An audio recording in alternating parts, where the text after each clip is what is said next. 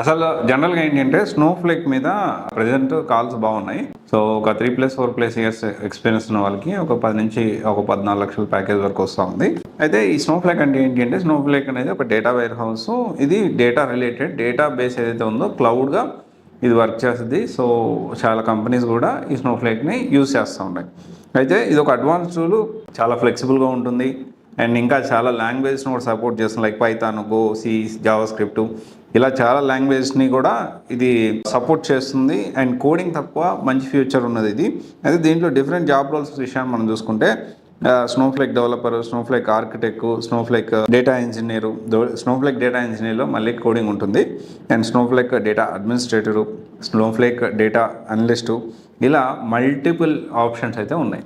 అయితే చాలా ఎక్కువ కెరీర్ గ్యాప్ ఉన్న వాళ్ళు ఈ స్నోఫ్లేక్ ఒక 6 months టైం పెట్టి ఒక 6 months టైం పెట్టి లొకేషన్ ప్రయారిటీ కాకుండా, అండ్ ఎక్కడికి వచ్చిన జాబ్ వచ్చినా వెళ్ళేటట్టు, వర్క్ ఫ్రమ్ హోమే కావాలి అంటే కుదరదు.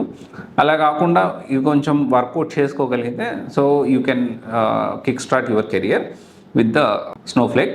అయితే ఇక్కడ ఏంటి అంటే, ఇది ఒక విషయం, చాలామంది కోర్స్ నేర్చుకున్న తర్వాత అంటే ఇది ఎన్ని రోజులు ఉంటుందంటే, కోర్స్ డ్యూరేషన్ వచ్చేసి 1 month లోపలే ఉంటుంది. సో 1 month 45 days అంతే. చిన్నదే టూలు, కానీ మంచి ఫ్యూచర్ ఉంది. కొంచెం జాగ్రత్తగా ప్లాన్ చేసుకునే వాళ్ళు ప్లాన్ చేసుకోవచ్చు.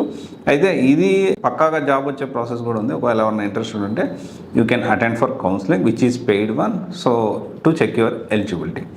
ఓకే, ఒకసారి ఆలోచించండి. ఈ మధ్యకాలంలో కొంచెం కాల్స్ అనేవి మల్టిపుల్ డొమైన్స్లో పెరుగుతూ ఉన్నాయి.